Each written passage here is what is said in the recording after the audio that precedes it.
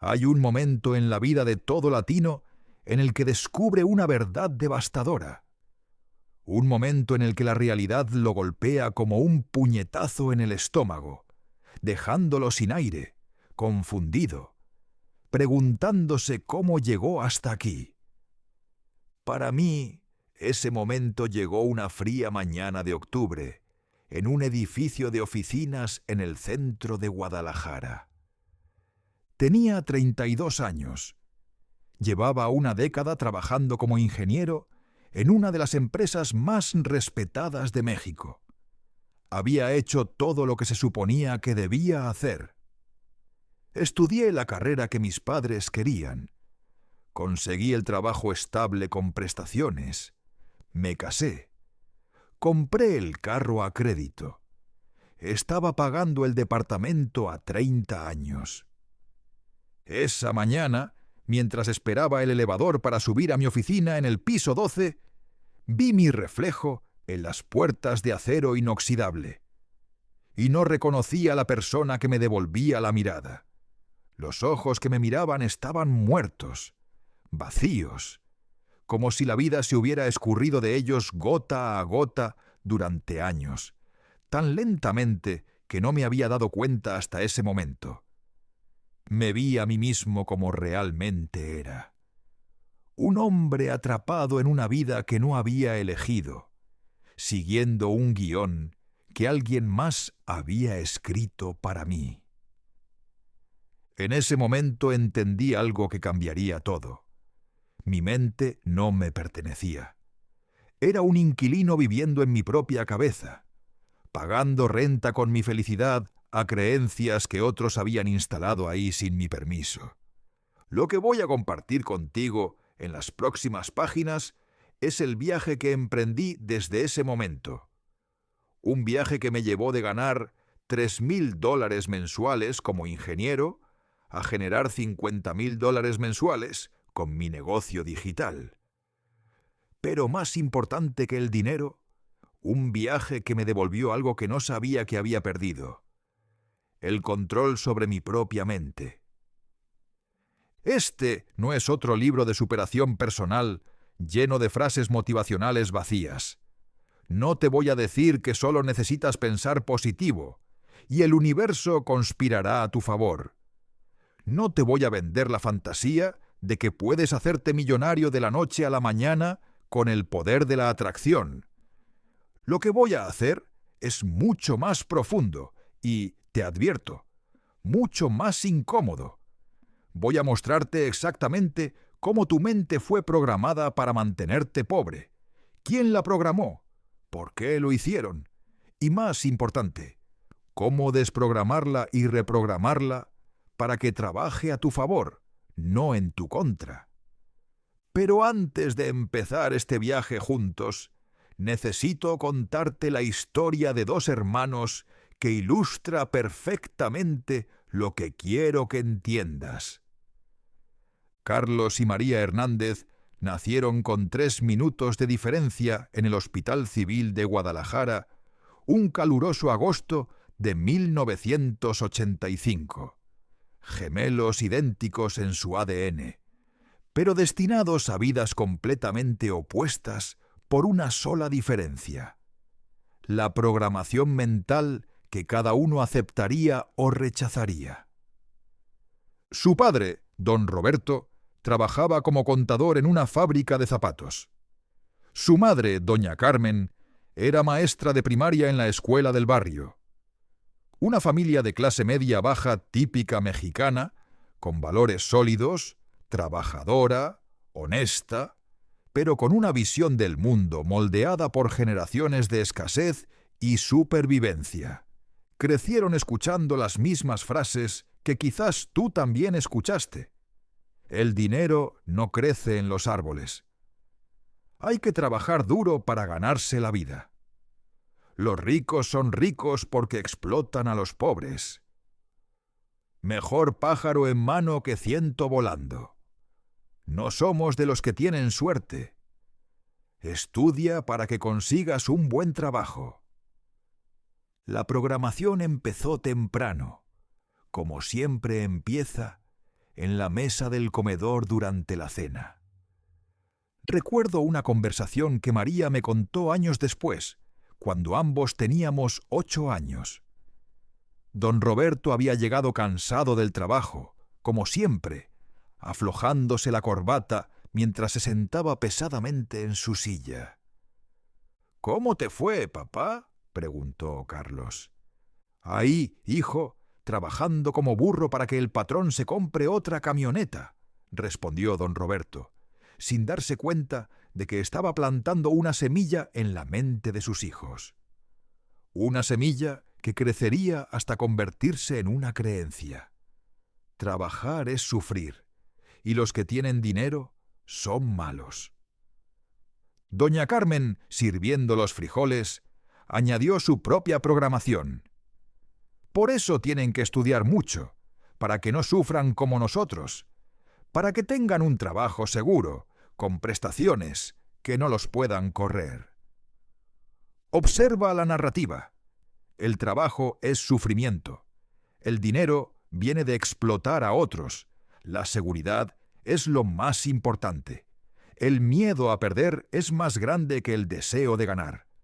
Esta programación se repetía día tras día, año tras año, en formas sutiles y no tan sutiles.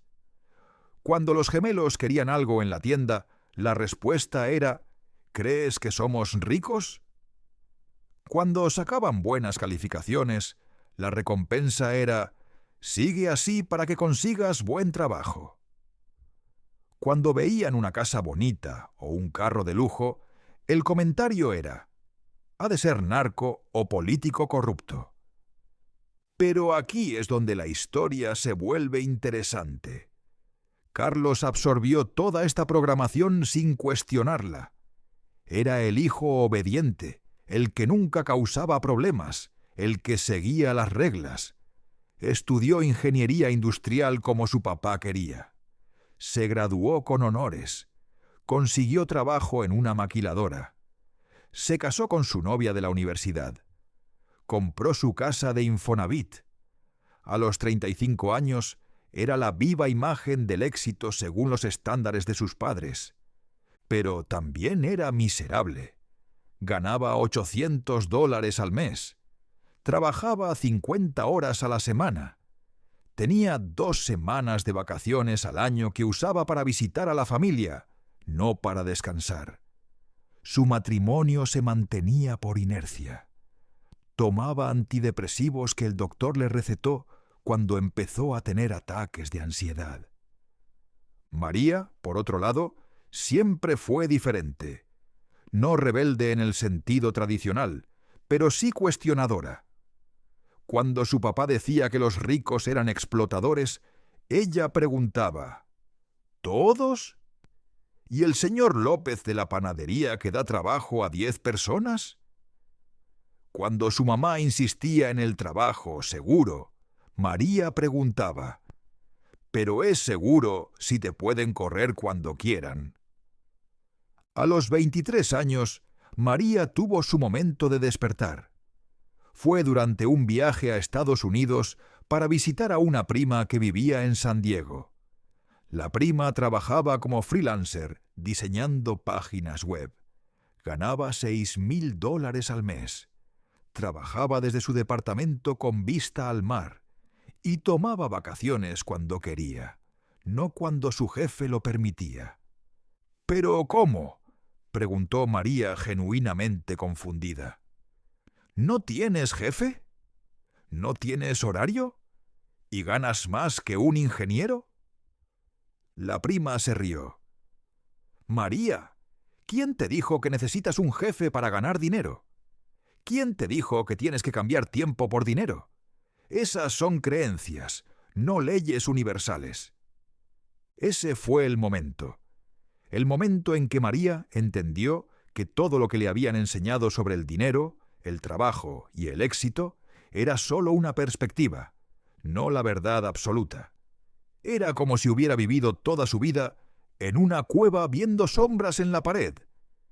Y de repente alguien le mostrara que había un mundo entero afuera. Cuando regresó a Guadalajara, María empezó lo que ella llama su desintoxicación mental. Empezó a leer todo lo que podía sobre desarrollo personal, finanzas, emprendimiento, pero no lo hacía como la mayoría, consumiendo información pasivamente. Ella analizaba cada creencia que encontraba, la contrastaba con su programación anterior y conscientemente elegía qué creer. Descubrió que su mente estaba llena de lo que los psicólogos llaman creencias limitantes, pero que en Latinoamérica deberíamos llamar herencias tóxicas mentales. Son creencias que heredamos de nuestros padres, que ellos heredaron de los suyos, en una cadena de limitación que se remonta a generaciones. Déjame explicarte exactamente cuáles son estas herencias tóxicas mentales que todos los latinos cargamos, porque entenderlas es el primer paso para liberarte de ellas. La primera herencia tóxica es la sacralización de la pobreza. En Latinoamérica existe una glorificación romántica de la pobreza que tiene raíces profundas en nuestra historia colonial y religiosa. Por 500 años, la narrativa dominante fue que los pobres eran nobles, puros, más cercanos a Dios, mientras que los ricos eran corruptos, pecadores, destinados al infierno. Esta narrativa no fue accidental. Era conveniente para quienes mantenían el poder. Si los pobres creían que su pobreza era virtud, no se rebelarían contra el sistema que los mantenía pobres. Si creían que el sufrimiento en esta vida garantizaba recompensa en la otra, aceptarían su explotación como parte del plan divino. La Iglesia Católica, con su énfasis en que es más fácil que un camello pase por el ojo de una aguja que un rico entre al reino de los cielos, reforzó esta programación. Pero esa frase, sacada de contexto, ignora que el mismo Jesús fue apoyado económicamente por personas adineradas, que varios de sus discípulos eran empresarios prósperos, y que la parábola de los talentos específicamente castiga a quien no multiplica el dinero que se le confía. El resultado de esta herencia tóxica es devastador. Cuando empiezas a ganar dinero, sientes culpa. Tu subconsciente te sabotea porque has internalizado que ser pobre es ser bueno, y por lo tanto, ser rico debe ser malo. Es como tener un termostato mental programado para la pobreza. Cada vez que tu situación económica empieza a mejorar, tu mente encuentra formas de regresarte a tu temperatura normal de escasez. María me contó sobre su primera experiencia con este termostato mental. Había conseguido su primer cliente grande como diseñadora freelance, un proyecto de $10,000. Era más dinero del que había visto junto en su vida. La noche después de recibir el primer pago, no pudo dormir. Me sentía como una impostora, me dijo, como si hubiera robado ese dinero. Mi mente me bombardeaba con pensamientos como: ¿quién te crees que eres para ganar esto? Seguro hay un error. No lo mereces. Era mi programación católica latina peleando contra mi nueva realidad. Lo fascinante es que María reconoció lo que estaba pasando. En lugar de ceder a la culpa, la analizó. Se preguntó: ¿de dónde viene esta culpa? ¿Es mía o la heredé? ¿Me sirve o me limita? Y conscientemente decidió que no iba a cargar con una culpa que no era suya, impuesta por personas muertas hace siglos, para mantener un sistema de control que ya no existe. La segunda herencia tóxica es el culto al sufrimiento laboral. En Latinoamérica existe una ecuación mental profundamente arraigada: trabajo igual sufrimiento. Si no estás sufriendo, no estás trabajando de verdad. Si disfrutas lo que haces, es hobby, no trabajo. Si ganas dinero fácilmente, debe ser ilegal o inmoral. Esta programación viene de nuestra historia de explotación laboral. Durante la colonia, el trabajo era literalmente esclavitud o semiesclavitud a través de sistemas como la encomienda y el peonaje. Generaciones de latinos aprendieron que trabajar significaba sufrir bajo el yugo de un patrón explotador.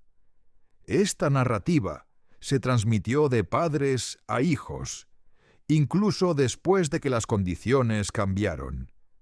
El problema es que esta programación te hace rechazar oportunidades que parecen demasiado buenas para ser verdad.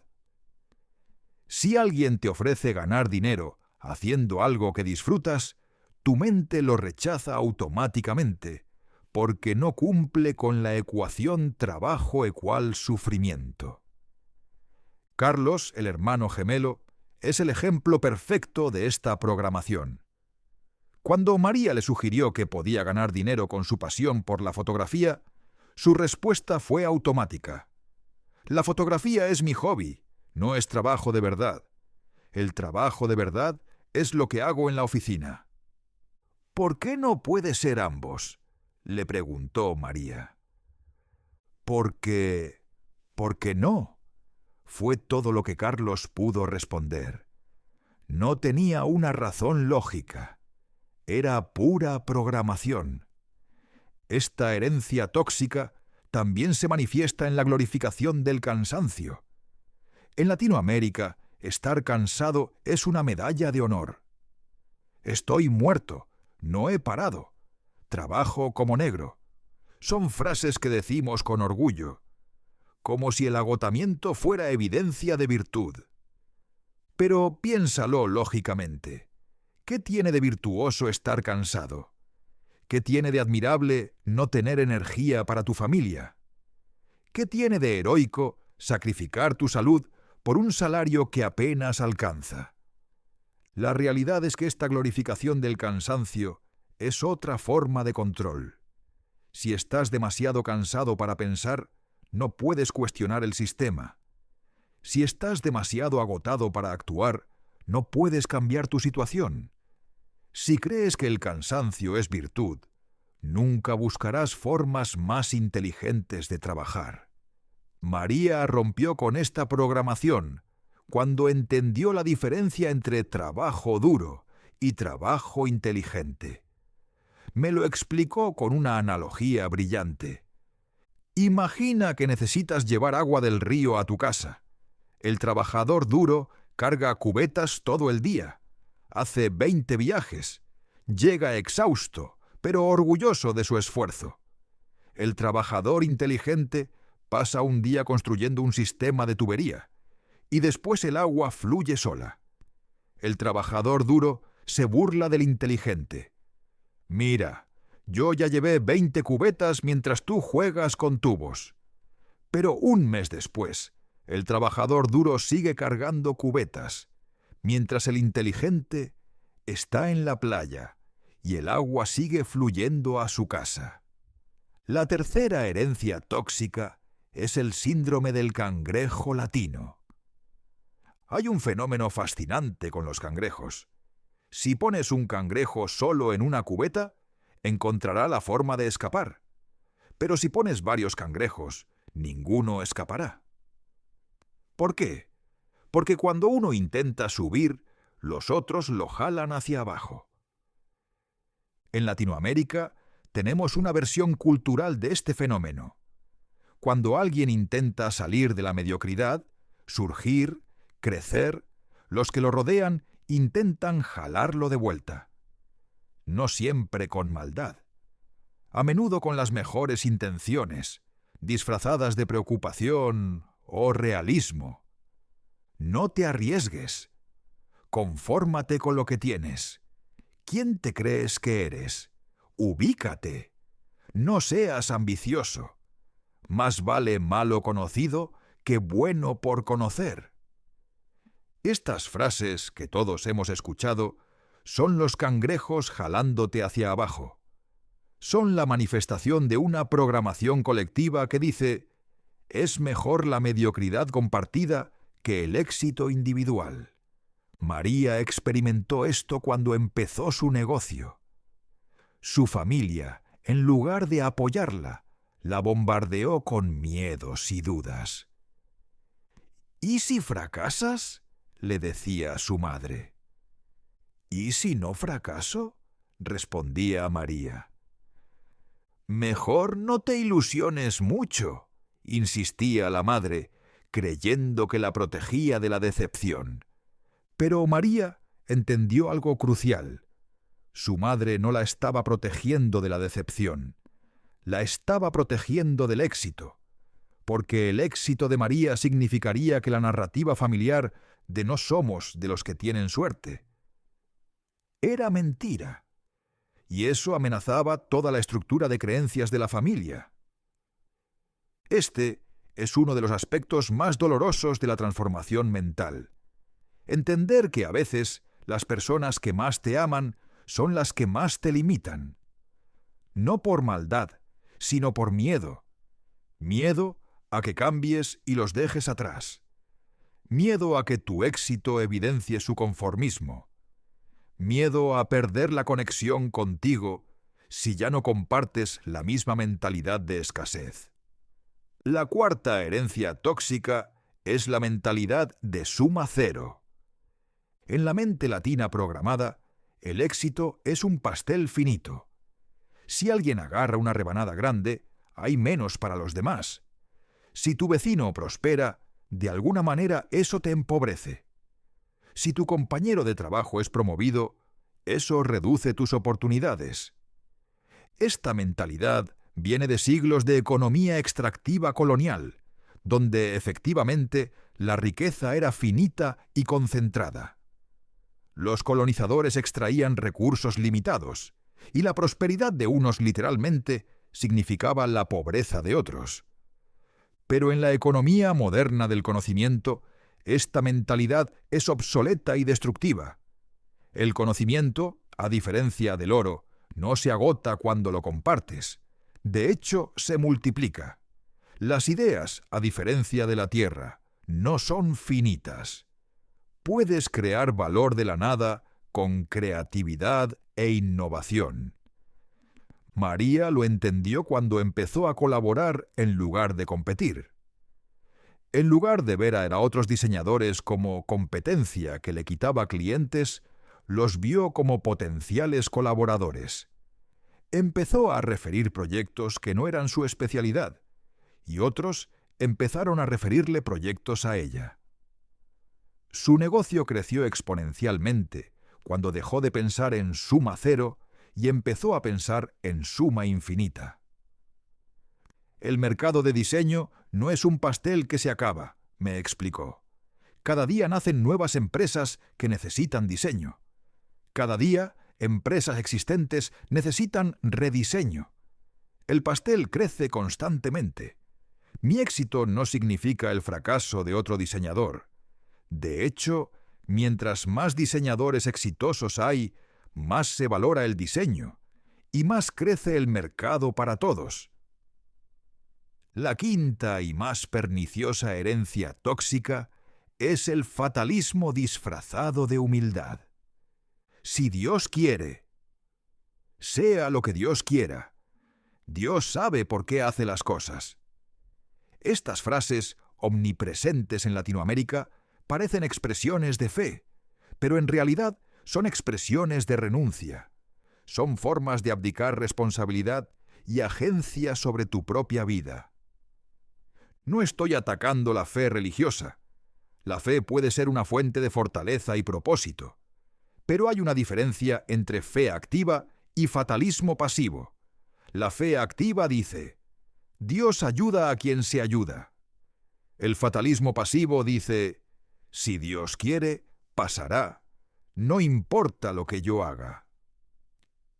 Esta programación fatalista es especialmente tóxica porque te roba la sensación de control sobre tu vida. Si todo está predeterminado, ¿para qué esforzarse? Si tu destino está escrito, ¿para qué intentar cambiarlo? Si naciste pobre y es la voluntad de Dios, ¿no sería pecado intentar cambiar su plan? Carlos vivía en este fatalismo. Cuando María le mostraba oportunidades, su respuesta era siempre una variación de «no es para mí» o «no es mi destino». Había aceptado su mediocridad como voluntad divina, lo cual era conveniente porque lo absolvía de la responsabilidad de cambiar. María, en cambio, reinterpretó su fe. Si Dios me dio talentos, razonó, ¿no sería desperdicio divino no usarlos? Si tengo la capacidad de crear, innovar y prosperar, ¿no sería ingratitud no hacerlo? El fatalismo no es humildad, es pereza disfrazada de espiritualidad. Ahora que hemos identificado las 5 herencias tóxicas mentales, necesitamos entender cómo se instalaron en tu mente y, más importante, cómo desinstalarlas. La instalación de estas creencias no fue un evento único, fue un proceso de repetición constante durante tus años formativos. Los neurocientíficos ahora saben que entre los 0 y los 7 años, el cerebro humano opera principalmente en ondas teta, un estado similar a la hipnosis. En este estado, el niño absorbe información del ambiente sin el filtro crítico que desarrollamos como adultos. Esto significa que cada frase que escuchaste sobre el dinero, cada reacción que viste hacia la riqueza, cada actitud hacia el trabajo, se grabó directamente en tu subconsciente sin que pudieras cuestionarla o rechazarla. Eras literalmente una esponja mental, absorbiendo la programación de quienes te rodeaban. El doctor Bruce Lipton, biólogo celular y autor de La biología de la creencia, explica que el 95% de nuestras decisiones diarias vienen del subconsciente, no de la mente consciente. Esto significa que aunque conscientemente quieras prosperar, si tu subconsciente está programado para la pobreza, sabotearás tus propios esfuerzos sin darte cuenta. María descubrió esto cuando empezó a analizar sus patrones de autosabotaje. Cada vez que estaba cerca de un breakthrough financiero, hacía algo para arruinarlo. Perdía un cliente importante por un error tonto. Gastaba sus ahorros en algo innecesario. Rechazaba oportunidades por razones ilógicas.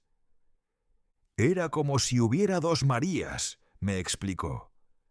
La María consciente que quería crecer y la María subconsciente que tenía miedo al éxito porque contradecía toda su programación infantil. La solución no es pelear contra tu subconsciente, es reprogramarlo.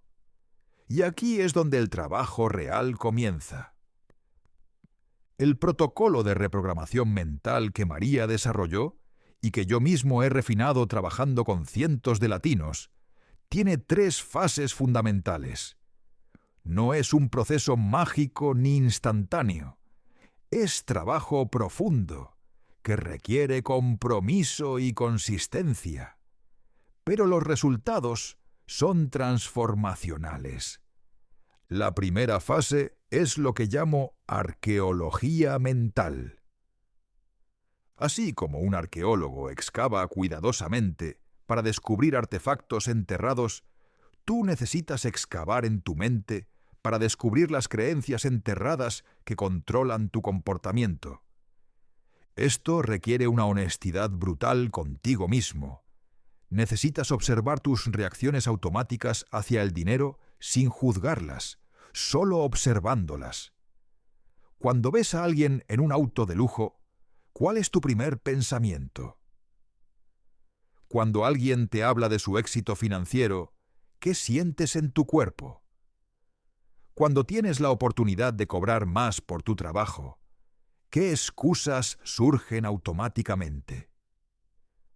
María llevaba lo que ella llamaba un diario de reacciones automáticas. Cada vez que tenía una reacción emocional relacionada con dinero, éxito o trabajo, la anotaba inmediatamente. No la editaba, no la justificaba, solo la registraba.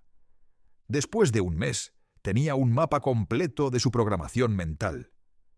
Podía ver patrones claros. Siempre que alguien hablaba de invertir, su mente decía: «Eso es para ricos, no para gente como nosotros». Cuando veía una casa grande, automáticamente pensaba: «Han de ser narcos o corruptos». Cuando tenía dinero extra, sentía la urgencia de gastarlo inmediatamente, como si quemara en sus manos. Fue revelador y aterrador, me contó, ver en papel todos estos pensamientos tóxicos que yo creía que eran míos, pero que en realidad eran voces de mi papá, mi mamá, mis maestros, la televisión. Era como descubrir que había estado viviendo la vida de otra persona. La segunda fase es interrogación socrática. Sócrates, el filósofo griego, tenía un método brillante para desarmar creencias falsas. No las atacaba directamente. Las cuestionaba hasta que se desmoronaban por su propio peso. Este es el método que necesitas aplicar a cada creencia limitante que descubriste en la fase 1. Tomemos una creencia común. El dinero no compra la felicidad. Primer nivel de interrogación. ¿Es esto absolutamente cierto en todos los casos? Bueno, no. El dinero puede comprar experiencias que generan felicidad. Puede comprar salud cuando pagas un buen doctor. Puede comprar tiempo cuando contratas ayuda. Puede comprar paz mental cuando no te preocupas por la renta. Segundo nivel. ¿De dónde viene esta creencia? Generalmente de personas que no tenían dinero y necesitaban consolarse, o de personas con dinero que querían que los pobres se conformaran con su situación. Tercer nivel. ¿A quién beneficia que yo crea esto? Ciertamente no a mí. Beneficia a quienes quieren que me conforme con poco. Beneficia al sistema que necesita trabajadores que no aspiren a más. Cuarto nivel. ¿Qué me cuesta creer esto? Me cuesta la motivación para prosperar. Me cuesta la ambición sana. Me cuesta la posibilidad de usar el dinero como herramienta para crear felicidad para mí y otros. Quinto nivel. ¿Qué creencia alternativa me serviría mejor? El dinero es una herramienta neutral que amplifica lo que ya soy. Si soy generoso, el dinero me permite ser más generoso. Si valoro experiencias, el dinero me permite tener más experiencias. El dinero no compra felicidad directamente, pero remueve muchas fuentes de infelicidad. María aplicó esta interrogación socrática a cada una de sus creencias limitantes. Fue un proceso que tomó meses, pero cada creencia que desarmaba era como quitarse un peso de encima. La más difícil fue la creencia de que no merecía ganar más que mi papá, me confesó. Era una creencia que ni siquiera sabía que tenía hasta que la descubrí. Cada vez que me acercaba al salario de mi papá, me saboteaba. Era como una barrera invisible. Cuando la interrogué, me di cuenta de lo absurda que era. ¿Por qué mi éxito sería una ofensa a mi papá? ¿No querría él que yo prosperara? ¿No es el sueño de todo padre que sus hijos lo superen? La tercera fase es instalación consciente. No basta con desinstalar las creencias limitantes. Necesitas instalar conscientemente nuevas creencias que te sirvan. Pero aquí es donde la mayoría falla. Intentan instalar nuevas creencias con afirmaciones vacías, repitiendo frases positivas sin convicción ni evidencia. El subconsciente no es tonto. No puedes engañarlo con repeticiones vacías. Necesitas lo que llamo afirmaciones con evidencia anclada. Por ejemplo, en lugar de repetir «soy rico», cuando claramente no lo eres, lo cual tu subconsciente rechazará inmediatamente, creas una afirmación basada en verdad progresiva. Cada día desarrollo habilidades que aumentan mi valor en el mercado. Y luego anclas esa afirmación con evidencia concreta. Hoy aprendí sobre marketing digital, lo cual me hace más valioso. Ayer terminé un proyecto que generó resultados para mi cliente. La semana pasada recibí un testimonio positivo que prueba mi capacidad. María creó lo que llamaba su biblioteca de evidencias. Por cada nueva creencia que quería instalar, recolectaba evidencia del mundo real que la apoyara. Para la creencia, ¿puedo generar valor que justifica altos ingresos?, recolectó casos de latinos exitosos en su campo, testimonios de clientes satisfechos con su trabajo, métricas de resultados que había generado, habilidades específicas que había desarrollado, problemas concretos que había resuelto. Cada mañana no solo repetía sus nuevas creencias, las leía junto con su evidencia. Su subconsciente no podía rechazar lo que estaba respaldado por hechos verificables. Pero la reprogramación mental no es un evento único, es un proceso continuo. Las viejas programaciones son como maleza. Aunque las cortes intentarán crecer de nuevo, necesitas vigilancia constante y mantenimiento regular. María desarrolló lo que llama higiene mental diaria, una rutina de 15 minutos cada mañana que mantiene su mente clara y enfocada. Primero, 5 minutos de meditación para calmar el ruido mental y crear espacio para consciencia. Segundo, 5 minutos revisando sus creencias potenciadoras y su evidencia de apoyo. Tercero, 5 minutos visualizando su día desde la perspectiva de su yo ideal, no su yo programado. Es como lavarse los dientes, me explicó. No esperarías tener dientes sanos cepillándolos una vez al mes. Tu mente necesita la misma atención diaria. Los resultados de esta reprogramación mental fueron dramáticos, pero no inmediatos. Los primeros 3 meses, María no vio cambios externos significativos, pero internamente todo estaba cambiando. Su ansiedad disminuyó. Su claridad aumentó. Su energía se multiplicó. Era como si hubiera estado manejando con el freno de mano puesto toda mi vida, me dijo. De repente lo solté, y aunque el carro era el mismo, la experiencia era completamente diferente. Al 6.º mes, los cambios externos empezaron a manifestarse. Empezó a cobrar el doble por sus servicios sin el guilt que antes la paralizaba. Empezó a ver oportunidades que siempre habían estado ahí, pero que su programación anterior la cegaba. Empezó a tomar riesgos calculados en lugar de evitar todo riesgo por miedo. Al año había triplicado sus ingresos, pero más importante, había cambiado su identidad. Ya no era María la diseñadora que cobra barato porque es latina. Era María la profesional que entrega valor excepcional y cobra en consecuencia. Mientras tanto, Carlos seguía en el mismo lugar.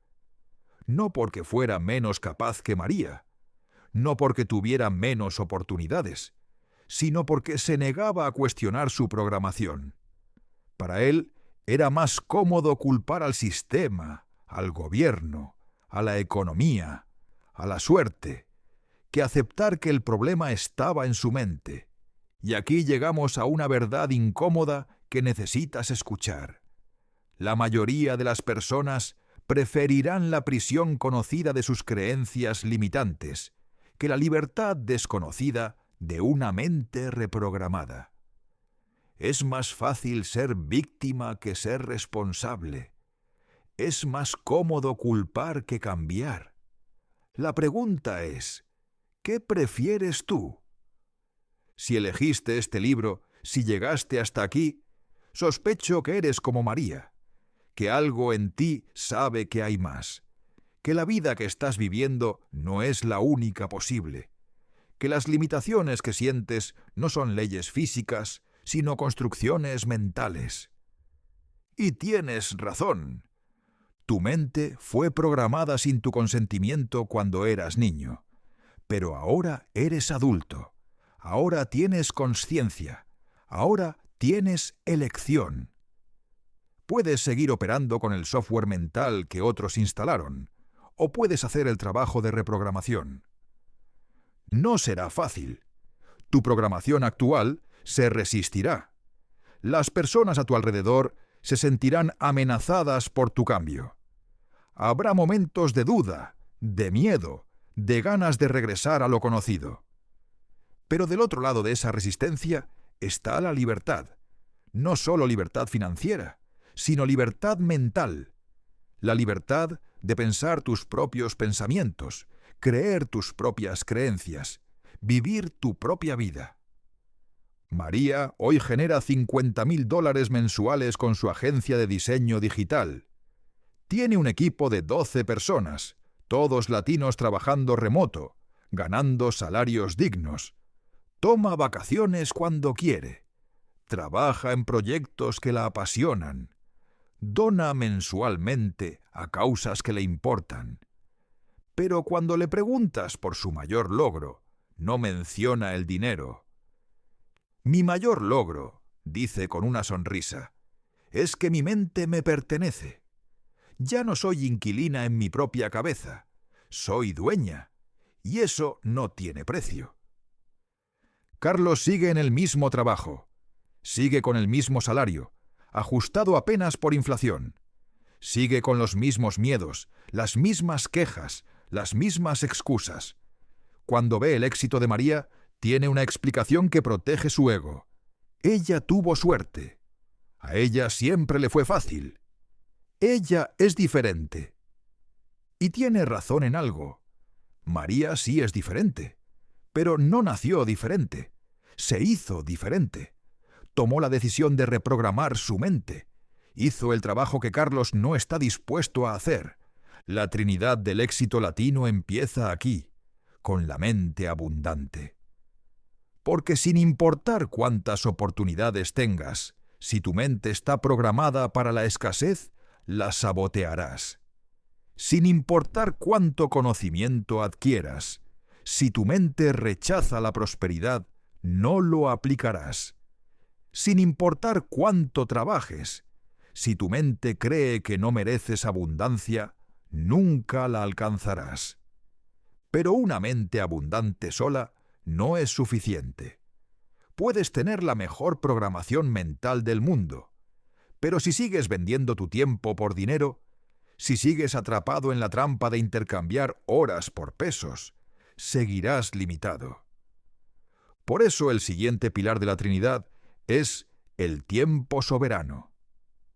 Porque el tiempo, a diferencia del dinero, es verdaderamente finito. No puedes crear más tiempo. No puedes ahorrarlo para después. Cada segundo que pasa está perdido para siempre. En el próximo capítulo te mostraré cómo María logró lo que parecía imposible, multiplicar su tiempo. Cómo pasó de trabajar 50 horas a la semana a trabajar 15. Cómo creó sistemas que generan ingresos mientras duerme. Cómo logró que su ingreso no dependa de su presencia. Pero nada de eso hubiera sido posible sin primero reprogramar su mente. Porque una mente programada para la escasez verá el tiempo como algo que debe venderse. Una mente abundante verá el tiempo como algo que debe multiplicarse. Tu viaje hacia la Trinidad del éxito latino empieza ahora, en este momento, con una decisión. ¿Seguirás siendo inquilino en tu propia mente o tomarás posesión de ella? La elección es tuya.